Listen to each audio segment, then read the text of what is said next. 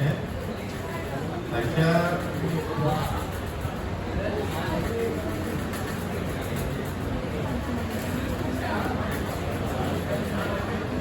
अरे नहीं, क्या नर्सरी में हो क्या? बता के भेजे बेटा ये कितना एप्पल है। अगले दिन पूछा बताओ ये क्या है? एप्पल है। क्या नहीं मान करे, झूठ बोल।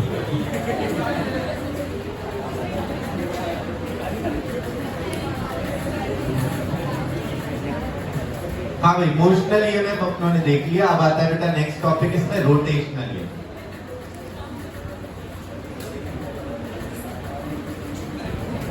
डेरिवेशन क्या करता है, सीधा सीधा फार्मूला बता देते। रोटेशनल ईएमएफ, रोटेशनल ईएमएफ में ऐसा होता है कि रॉड को अगर आप एक मैग्नेटिक फील्ड में रोटेट करें, बी मैग्नेटिक फील्ड है, एल लेंथ की रॉड है, इसको ओमेगा से घुमा रही, तो ईएमएफ कितना आ जाता है?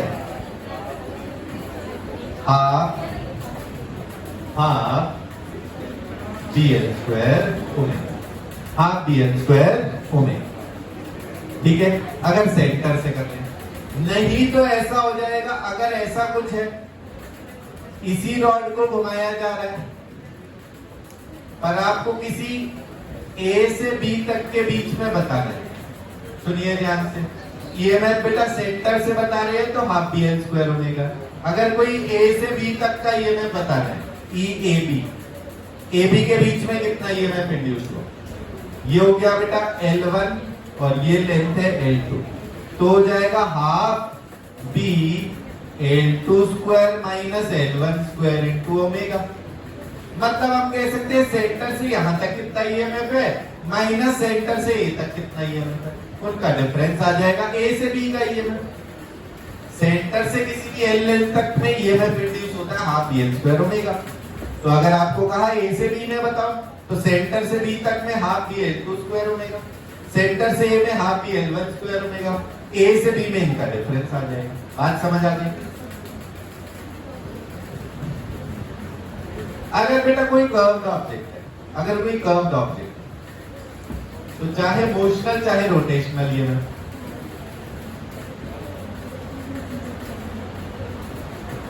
कर्व्ड ऑब्जेक्ट्स या फिर वो सिंगल रॉड के अलावा हो कोई और डिफरेंट रॉड्स अटैच,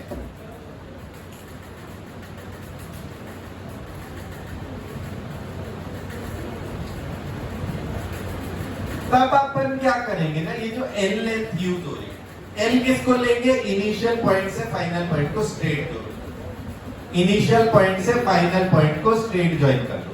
मान लिया ऐसा, इसके अबाउट घुमा रहे थे, तब एल किसको लिखा जाएगा? इनिशियल पॉइंट से फाइनल को स्ट्रेट ज्वाइन कर दिया जाएगा। यहां पर एल क्या आ जाएगा बेटा? 2r, L is equal to आ जाएगा 2r अगर इसके अबाउट घुमा रहे हैं। ऐसे ही अगर क्वार्टर सर्कुलर है लेट से, है ना, इसके अबाउट घुमा रहे हैं, एल कितना आ जाएगा बेटा? r√2, एल इक्वल टू क्या आ जाएगा? r√2। रोटेशनल में अगर करा, अगर अपन ने मोशनल ईएमएफ में ऐसा कुछ करा कि भैया ये रॉड्स है, रॉड्स अटैच्ड है, एल और एल आपस में 90 डिग्री या हॉरिजॉन्टल से 45 डिग्री, तो बेटा तब भी इनिशियल से फाइनल को ज्वाइन करना। लेंथ कितनी यूज होगी इसमें भी? एल डैश कितना यूज करेंगे बेटा? L√2। कोई भी कर्व है अगर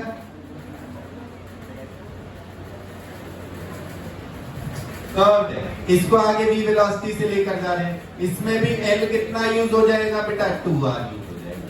तो कोई भी कर्व्ड हो या रॉड्स आपस में ज्वाइन कर रखी हो, तो जो इन फॉर्मूलाज में एल है, तो एल आप क्या यूज करेंगे? केवल length joining initial to final position, length joining initial to final point of the object. तो L is length joining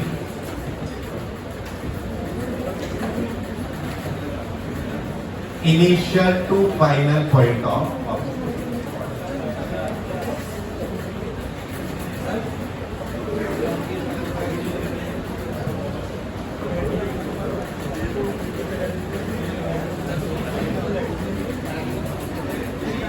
L और एल है बेटा, L√2 है कि नहीं?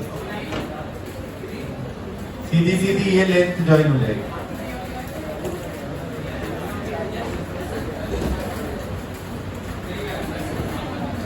फिर से बताएं, ये लेंथ L√2 क्लियर हो गया, ये यूज होगा।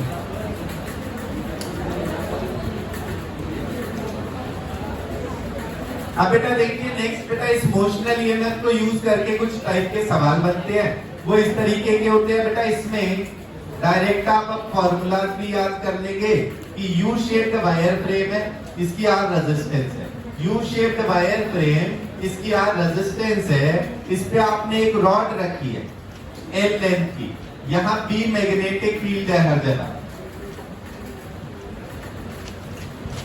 U shaped wire frame of resistance R, इस पे आपने रॉड रखी है एल लेंथ की, इन मैग्नेटिक फील्ड बी, और इसको 20 स्पीड से आगे दौड़ाएगा।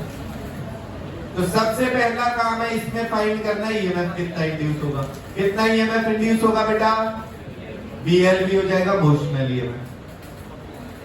नेक्स्ट बेटा इसमें करंट कितना आएगा? करंट कितना आ जाएगा बेटा? ईएमएफ अपॉन रेजिस्टेंस होता ई बाय आर, तो वो कितना हो गया बेटा? बीएलवी अपॉन आर, ये करंट आ गया। ठीक है भाई। तीसरी चीज बेटा इसमें पूछी जाएगी रॉड पे पीछे फोर्स कितना लगेगा, क्योंकि हम आगे 20 स्पीड से ले जाएंगे तो मैग्नेटिक फील्ड तो उसको अपोज करने की कोशिश करेगी। लेंथ लॉ बता चुका है हमें कि जिस भी कॉज से आप मैग्नेटिक फ्लक्स बदलना चाहोगे उस कॉज को अपोज करेगा। तो बेटा अब इसमें फोर्स कितना लगेगा?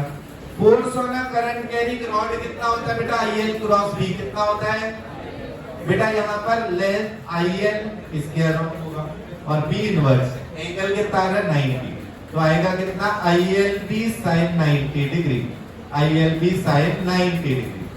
देयरफॉर फोर्स की वैल्यू कितनी आई? आई रख दो यहाँ पर, कितना आ रहा है बेटा? आई यहाँ पर रखेंगे तो आंसर आ जाएगा B² L² V/R। कितना फोर्स लग रहा है रॉड पे? ईएमएफ कितना आया? BLV। करंट कितना आया? BLV/R। फोर्स होता है IL cross B, IL cross B। ये मैग्नेटिक चैप्टर के टॉपिक कुछ बीच में बताएंगे ही आएंगे। तो ILB sin थीटा बेटा, IL मतलब इसकी लेंथ के अलोंग है, फील्ड इनवर्स है, आपस में एंगल 90। इसमें I की वैल्यू रखी, फोर्स आया B² L² V/R। नेक्स्ट पूछा जाता है बेटा कितनी पावर एक्सटर्नल लगा रहे हैं? P एक्सटर्नल कितना लगाया बेटा? पावर का फॉर्मूला होता है work done per unit time, work होता है फोर्स डॉट डिस्प्लेसमेंट, इसलिए पावर इंस्टेंटेनियस आ जाती है force dot velocity, force dot velocity. हमें इसी वेलोसिटी को कांस्टेंट रखने के लिए आगे फोर्स लगाना पड़ेगा। कितना फोर्स लगेगा? जितना पीछे मैग्नेटिक फील्ड की वजह से लग रहा है, तो यही फोर्स आएगा। इक्वल टू कितना आ गया बेटा? B² L² V/R इनटू एक और भी। तो पावर एक्सटर्नल कितनी आ रही है बेटा? B² L² V²/R। कितनी एक्सटर्नल पावर अपने को लगा के रखनी पड़ रही है रॉड पे, तब वो कांस्टेंट वेलोसिटी से जा। फिर नेक्स्ट आता है power of heat dissipated. Heat की वजह से पावर डिसिपेट भी होती है। इलेक्ट्रिक करंट चैप्टर में 3 फार्मूला पढ़ते हैं, क्या क्या बेटा? I²R V²/R और VI। अपन इसमें I²R यूज कर लेते, I²R रख दिया जाए बेटा। I की वैल्यू पुट करें, कितना आ रहा है? BLV/R का होल स्क्वायर इनटू R। ये आया कितना बेटा? B² L² V²/R। कितना आया? B² L² V²। बेटा जितना आपने एक्सटर्नल पावर लगाई है उतनी ही हीट की फॉर्म में बाहर निकलती जा रही है, तभी तो कांस्टेंट वेलोसिटी है। रॉड की कोई एनर्जी बढ़ थोड़ी रही है, जैसे ही हम पावर लगाते जा रहे हैं साथ में वो हीट की फॉर्म में बाहर निकलती जा रही है, तभी ये कांस्टेंट वेलोसिटी से चल पा। क्लियर? तो बेटा इसमें सबसे पहले मोशनल ईएमएफ के अकॉर्डिंग देखा, ईएमएफ कितना इंड्यूस हुआ? BLV। करंट कितना आएगा? E/R। करंट कितना आएगा? E/R। वैल्यू हो गई कितनी? BLV/R। फोर्स कितना होता है? IL क्रॉस B, वो बन गया ILB sin 90, ILB sin 90। Value कितनी आ गई? B² L² V/R, B² L² V/R। Power एक तो एक्सटर्नल से हम कितनी पावर लगा के रखें ताकि इसी कांस्टेंट वेलोसिटी से चलता जाए, वो होता है बेटा फोर्स डॉट वेलोसिटी। उससे आंसर आया B² L² V²/R, B² L² V²। Power heat से कितनी डिसिपेट हो रही है? वो I²R से आ जाएगा। वैल्यूज की भी यही आई, B square L square B square minus, मतलब जितनी पावर हम इस रॉड को दे रहे हैं उतनी हीट की फॉर्म में निकलती जाएगी। बात समझ आ गई सब? ठीक है, ये टॉपिक रहे अपने इमोशनल ईएमएफ के। ठीक है, इसमें आता है बेटा अब next self inductance and mutual.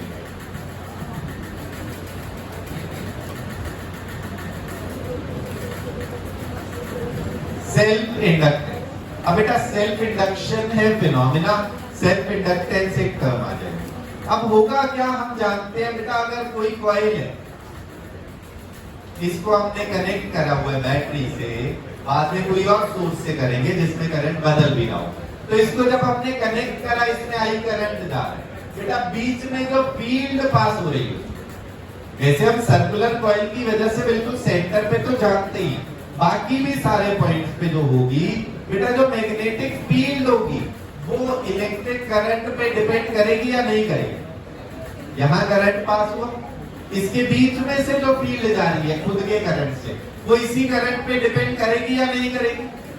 करेगी। और प्रोपोर्शनल कैसे होती है बेटा? Directly proportional. इसका मतलब magnetic flux linked to a coil is directly proportional to उसका खुद का करंट। जितना उसमें से करंट जाएगा उतना मैग्नेटिक फ्लक्स पास होगा, जितना करंट जा रहा है बेटा उतना ज्यादा मैग्नेटिक फ्लक्स पास होगा।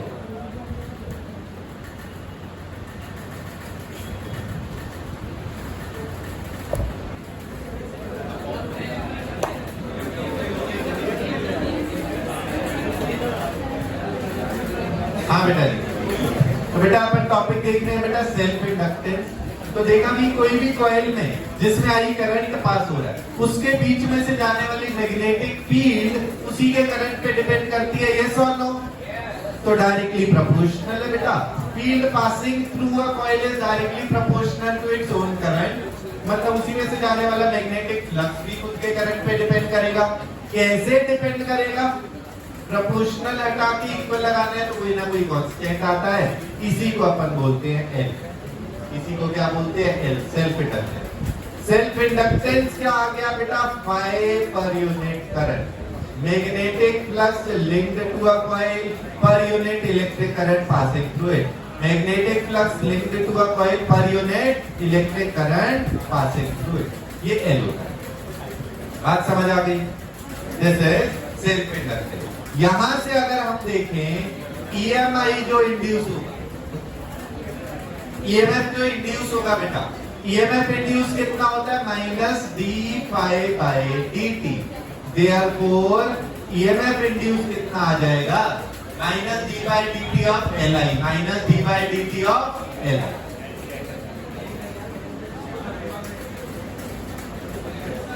तो ईएमएफ की वैल्यू आ जाती है minus L D I by D. EMF कितना आ जाता है बेटा? Minus L D I by D. बेटा सेल्फ इंडक्टेंस क्या है? सेल्फ इंडक्टेंस है magnetic flux link to a coil per unit electric current passing. इससे क्या होगा बेटा? क्योंकि एक कॉइल में से लिंक होने वाला फ्लक्स खुद के करंट पे डिपेंड करता है। अगर हम इसमें जाने वाला करंट बदलेंगे, सुनिए ध्यान से, अगर इसमें जाने वाला करंट बदला तो खुद में से पास होने वाला फ्लक्स कांस्टेंट रहेगा या वो भी बदलेगा? वो भी बदलेगा, मैग्नेटिक फ्लक्स भी बदलेगा। फ्लक्स बदलेगा तो क्या इंड्यूस होगा? ईएमएफ। तो इसलिए ईएमएफ इंड्यूस होता है। इस फिनोमेना को बोलेंगे सेल्फ इंडक्शन। सेल्फ इंडक्शन क्या है? Inducing of EMF due to change in electric current through a coil, वो सेल्फ इंडक्शन हो गया। ये सेल्फ इंडक्टेंस है। फ्लक्स हो गया एल आई, एल क्या हो गया? फाई पर यूनिट करंट, ईएमएफ इंड्यूस होगा minus L D I by D. ठीक है भाई। अब इसमें आता है बेटा सोलेनॉइड के लिए निकाला जाता है।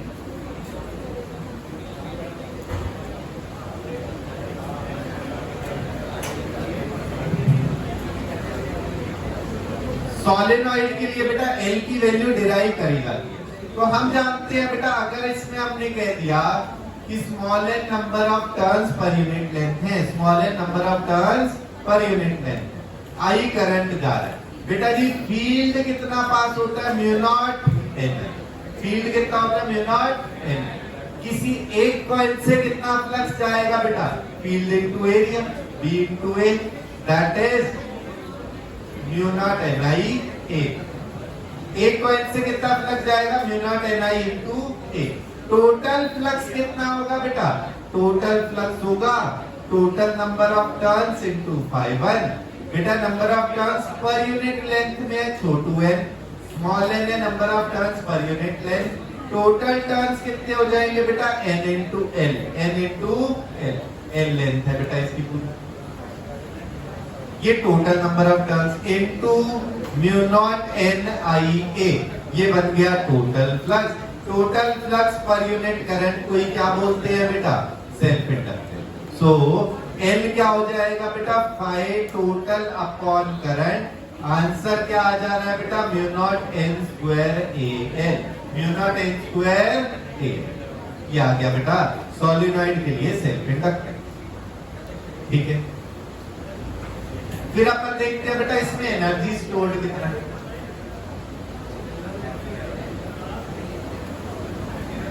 एनर्जी स्टोर, एक इंडक्टर में बेटा आई करंट अगर जा रहा है तो बीच में मैग्नेटिक फील्ड भी बन जाएगी। मैग्नेटिक फील्ड आएगी तो बीच में उसकी वजह से कुछ ना कुछ एनर्जी भी आएगी। वो एनर्जी कितनी आती है वो अपन डिराइव करते हैं इजीली बेटा। ईएमएफ था minus L D I by D T. EMF क्या था? Minus L D I by D T. EMF का मीनिंग क्या होता है? Work done in moving unit positive test का 1 कूलम को ले जाने वाले वर्क को बोलते हैं ईएमएफ। टोटल वर्क कितना हो जाएगा बेटा?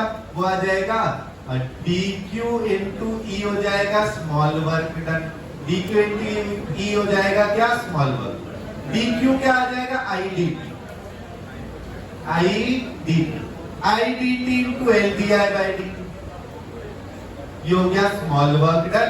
बेटा नेगेटिव साइन था हमें पता है, नेगेटिव साइन से क्या आ रहा है? ये work done by internal forces का वर्क आ रहा है। ठीक है, तो यहाँ पर टोटल वर्क क्या आएगा? Summation of small work. dt dt cancel हो रहे हैं, dt dt कैंसिल हो रहे हैं। li di का सम, li di का सम कितना आ गया बेटा? li square by 2। Therefore potential energy stored कितनी हो जाएगी? Half li square. बेटा ये इंटरनल फोर्स था, अगर हम एक्सटर्नल लिखें तो जो नेगेटिव था वो कैंसिल हो जाएगा, क्योंकि एक्सटर्नल वर्क होता है negative of internal. Potential energy कितनी स्टोर हो गई बेटा? Half L I square, half L I. फिर आ जाता है बेटा इसमें म्यूचुअल इंडक्टेंस। नेक्स्ट टॉपिक आता है म्यूचुअल इंडक्टेंस। म्यूचुअल इंडक्टेंस का मीनिंग होता है कि बेटा कोई एक कॉइल में जाने वाला करंट बदलने पे दूसरे से फ्लक्स कितना है। एक कॉइल में जाने वाला करंट चेंज करो तो दूसरे से जाने वाला फ्लक्स चेंज होगा, इसलिए दूसरे में ईएमएफ इंड्यूस होगा। म्यूचुअल में इंडक्शन हो रहा है, एक से जाने वाला करंट बदला तो दूसरे में जाने वाला फ्लक्स बदला, दूसरे से पास होने का फ्लक्स चेंज होगा तो उसमें ईएमएफ इंड्यूस होगा। म्यूचुअल इंडक्टेंस क्या आ जाएगा कि बेटा मान लिया ये दो कॉइल हैं, ये कॉइल नंबर 1, ये कॉइल नंबर 2, इसमें हम करंट फ्लो करा रहे हैं तो बेटा phi in 1 due to 2, flux in 1 due to 2 जो होगा वो किस पे डिपेंड करेगा? Proportional to I. इसका नाम देखिए, 1 में से कितना फ्लक्स जा रहा है? Due to second coil, due to second. किस पे डिपेंड करेगा? सेकंड कॉइल के current, proportional to I two. Therefore phi in 1 due to 2 is equal to M I. Phi इसमें क्या हो जाता है? एम आई, क्योंकि ये फर्स्ट कॉइल में जाने वाला फ्लक्स ड्यू टू सेकंड है, वो सेकंड के करंट पे डिपेंड है। सेल्फ इंडक्टेंस था कि खुद के करंट पे खुद का फ्लक्स डिपेंड करता है, इसमें है कि एक के करंट पे दूसरे में से जाने वाला फ्लक्स डिपेंड करता है। यहाँ पर बेटा ईएमएफ इंड्यूस कितना हो जाएगा? Minus M D I by D, minus M12 di2 by dt। EMF कितना हो जाएगा बेटा? Minus M D I by D. For pair of solenoid, for coiled solenoids, coiled solenoids की अगर बात करें बेटा, दो सोलेनॉइड है, एक के ऊपर दूसरा वाइंड कर रखा है, ये एक हो गया बेटा, इसमें सेकंड नंबर कॉइल बनाई है, बीच में ही सोलेनॉइड एक और है, इनमें एल लेंथ जो है वो अपनों ने कॉमन रखी। लेट से दोनों सोलेनॉइड के लिए कहते हैं जो स्मॉल वाला है, स्मॉल वाले सोलेनॉइड में N1 है number of turns per unit length, A1 इसमें एरिया है। N1 number of turns per unit length और A1 एरिया। बड़ी जो कॉइल है इसमें N2 number of turns per unit length और A2 एरिया। इसमें अपन डिराइव करते हैं तो बेटा फाइनली M निकल के आ जाता है mu not N1 N2 A small into L। छोटू वाला एरिया आ जाता है इसमें डिराइव करके mu naught N1 N2 A small into L। बच्चों क्लियर हो गया सबको? ये म्यूचुअल इंडक्टेंस।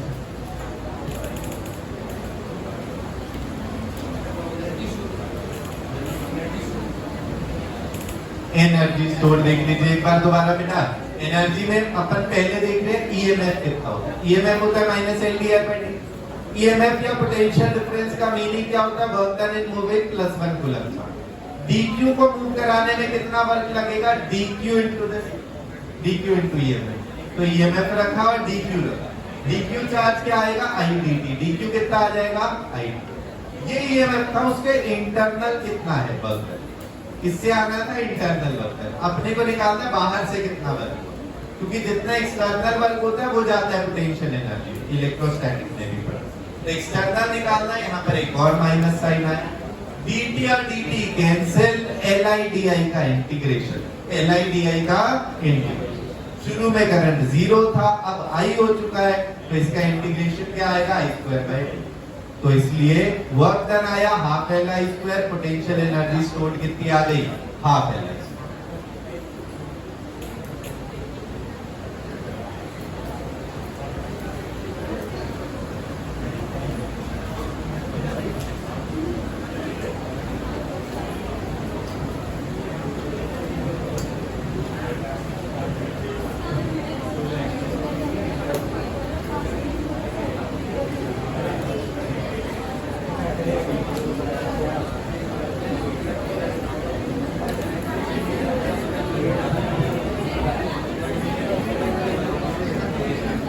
बेटा बातें नहीं।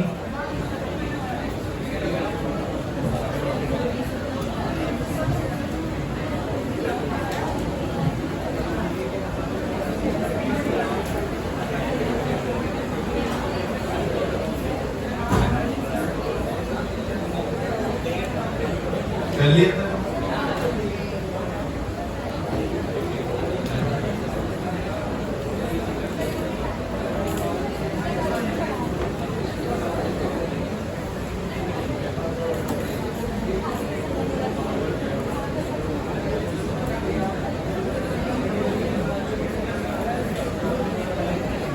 तो इसका डेरिवेशन और देख ले रहे हैं एक बार और उसके बाद ट्रांसफॉर्म करना है। नहीं आता है?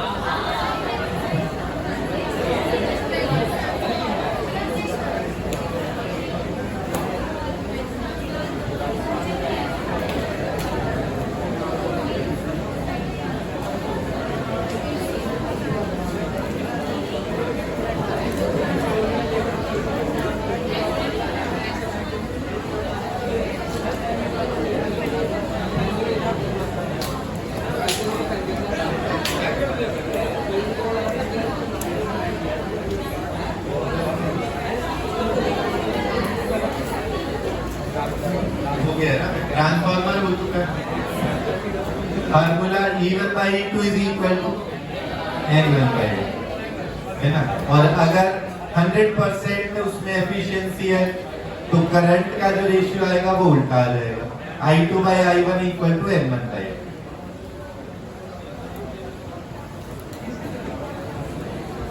ठीक है।